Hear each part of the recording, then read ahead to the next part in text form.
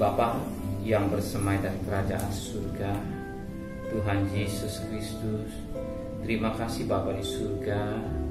Engkau telah bangunkan kami dan keluarga kami, dan kami adakan mesbah keluarga, mesbah pribadi. Dan sebelum kami bekerja atau selain, kami boleh menaikkan pujian penyembahan, menaikkan doa syafaat kepada Tuhan. Lebih pada Tuhan, kami boleh mendengarkan renungan firman-Mu, sehingga firman-Mu jadi berkat buat kami. Urapi hamba-Mu, urapi kami. Haleluya. Amin. Shalom. Selamat pagi. Selamat bertemu dalam kasih Tuhan Yesus Kristus. Hari ini kita akan membaca Yesaya pasal 7 ayat pertama sampai ayat 25. Tapi kita bagi dari dua bagian, dari ayat pertama sampai ayat 9. Besok kita lihat pada ayat 10 sampai ayat 25. Yesaya pasal 7 ayat pertama sampai ayat yang ke-9. Yesaya dan Raja Ahaz. Dalam zaman Ahaz bin Yotam bin Usia Raja Yehuda, maka Resin Raja Aram dengan Pekah bin Remaya Raja Israel maju ke Yerusalem untuk berperang melawan kota itu. Namun mereka tidak dapat mengalahkannya. Lalu diberitahukannya kepada keluarga Daud, Aram telah berkemah di wilayah Efraim. Maka hati Ahab dan hati rakyat gemetar ketakutan seperti pohon-pohon hutan bergoyang di tiup angin. Berfirmanlah Tuhan pada Yesaya, baiklah engkau keluar menemui Ahab, engkau dan Yashud anakmu laki-laki ke ujung saluran kolam, atas ke jalan raya pada padang tukang penatu. Dan katakanlah kepadanya, teguhkan hatimu dan tinggallah tenang, janganlah takut dan janganlah berhati kecut, karena kedua puntung kayu api yang berasap itu, yaitu kepanasan amarah Resin dengan Aram dan anak Remaya.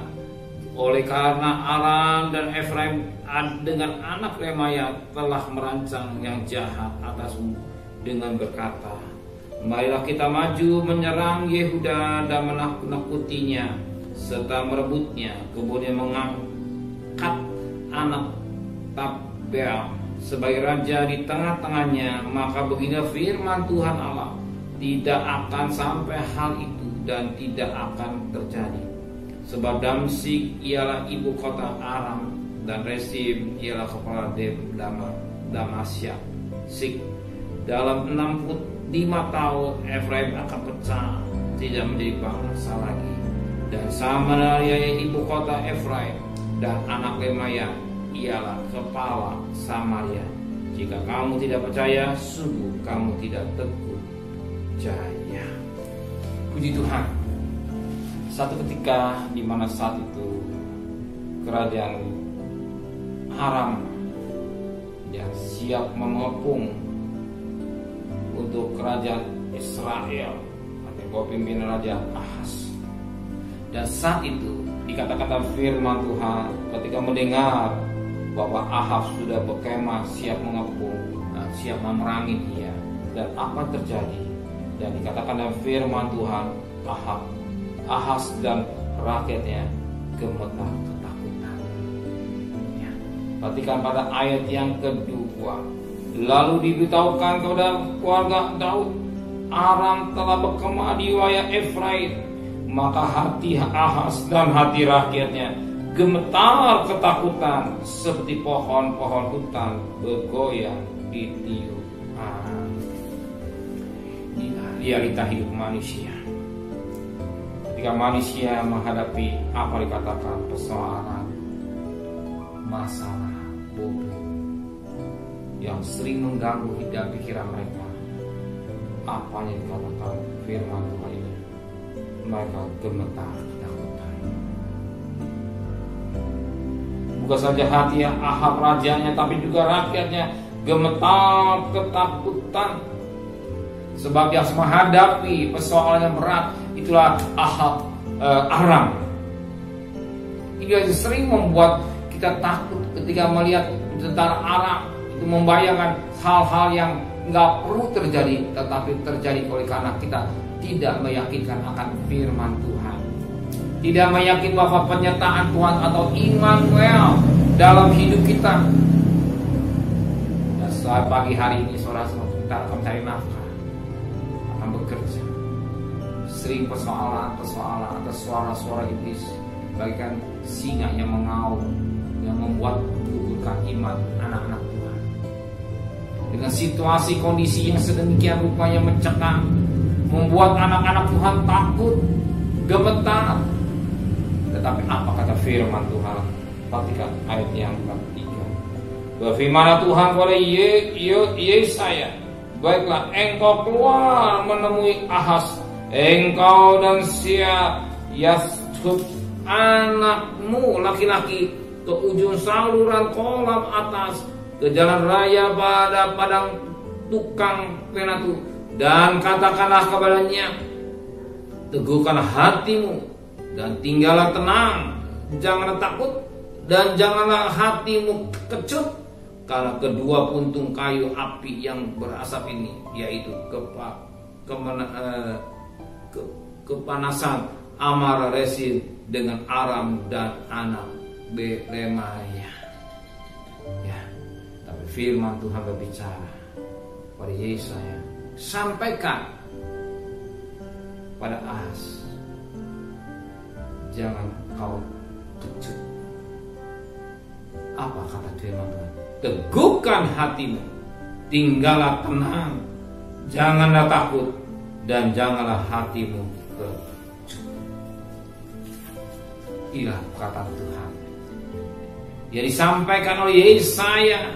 Dan hari ini mungkin saudara mengalami apa, katakan takut. Ingat, teguhkan hatimu, kuatkan hatimu, jangan goyang. Percaya, Tuhan tidak tinggalkan. Ya, tenang, jangan gelisah. Tuhan tidak dibiarkan. Dan jelas Alkitab menulis dalam Ibrani 13 ayat 5b, Tuhan sekali-sekali tidak akan meninggalkan saudara. Tuhan sekali-sekali tidak membiarkan saudara. Camkan baik-baik Yesaya Ibrani 13 ayat 5b. Aku sekali-sekali ada Tuhan. Sekali-kali. Bukan Tuhan tidak tinggal, sekali-kali tidak akan meninggalkan saudara. Dan sekali-sekali Tuhan tidak membiarkan saudara. Ya. Hari saudara berjalan, ingat firman, teguhkan hatimu, teguhkan iman kita kepada Kristus, jangan goyah. Percaya, kalau Dia berkata, Dia tidak sekali-sekali meninggalkan, betul. Dan sekali-kali tidak membiarkan, betul. Kalau manusia bisa meninggalkan, tapi Tuhan dia standby 24 jam sehari mendampingi saudara. Katakan Immanuel, beserta dalam hidup saudara, menyertai saudara sepanjang sampai sudah akhir zaman. Ingat Matius 28 ayat 2. Ingat, menyertai saudara-saudara. Makanya dalam Mazmur 1:3 namanya disebut Immanuel, Tuhan beserta saudara. Amin. Jangan salah takut ya dengan hidupnya saudara. Dia tidak tinggalkan hidup saudara. Percaya. Firman Tuhan bicara pada Ahaz, Tuhan firman juga bicara pada kita. Kalau kita hati malam tenang, jangan kecut, jangan khawatir. Tuhan tidak tinggalkan hidup saudara. Dia selalu menyertai saudara di mana saja berada. Yakin Tuhan di mana hidup saudara. Amin. Sering Bapa di surga, kami takut menghadapi situasi hidup yang kami jalani. Sering kami bimbang dengan firman, sering kami ragu akan perkataan Engkau. Tapi hari ini Tuhan berbicara pada Ahaz, berbicara juga pada kami. Jangan takut, kecutkan, jangan kecut hati, teguhkan hati kami Tuhan. Dan firman berkata di Ibrani 13 ayat 5b, Tuhan sekali-sekali tidak akan meninggalkan kami Tuhan. Tuhan sekali-sekali tidak meninggalkan saya Tuhan, membiarkan dan meninggalkan saya. Immanuel menyertai kami. Sebentar kami cari nafkah, Kau tahu kebutuhan kami, sertai perjalanan kami. Pergi dengan selamat, pulang dengan selamat Tuhan. Rumah tangga kami tidak ada kluster rumah tangga, tapi ada benang kondisi yang selalu menjaga, melindungi kami semua. Terima kasih Bapa di surga, memberikan kami besok pagi tubuh yang sehat dengan tidak kurang satu apapun juga. Tuhan, kami berdoa untuk Bapak Presiden, Wakil Presiden, para menteri, para bupati, para wali kota, para camat, para lurah, para RW, para RT, para medis, para relawan, para TNI, para Polri, mereka-mereka yang bekerja ke depan Tuhan. Tuhan, Engkau lihat mereka begitu lelah, begigi kekuatan, tenaga ekstra di surga. Biarlah melalui vaksinnya, biar cepat selesai dengan baik. Engkau tahu bagaimana semakin banyak raja-raja Tuhan, hanya belas kasihan buat bangsa kami Indonesia, melihat gempa bumi, melihat gunung meletus, Merapi, banjir Tuhan, betapa mereka mengharapkan hal dingin dan situasi yang mencekam Tuhan. Beri kekuatan yang dari Tuhan menghadapi hidup Tuhan, segala kebutuhannya Kau cukupkan. Berikan hikmat-Mu buat mereka, para petugas-petugas yang menangani, sehingga saya berjalan dengan sempurna. Dan saat ini mohon belas kasihan Tuhan, biarlah yang sakit semakin berkurang Tuhan, yang sembuh semakin banyak. Kalau lihat keadaan kami takut Tuhan, tapi firman berkata jangan takut Tuhan. Tuhan selalu menyertai kami semua Tuhan. Terima kasih Bapa di surga, saat ini kami mohonkan turunkan berkat-Mu. Kira berkat dari Allah Bapa, cinta kasih sayang dari Tuhan Yesus Kristus, dan berkat Roh Kudus nyata saudara hari ini sampai Maranatha. Tuhan Yesus datang yang cintanya.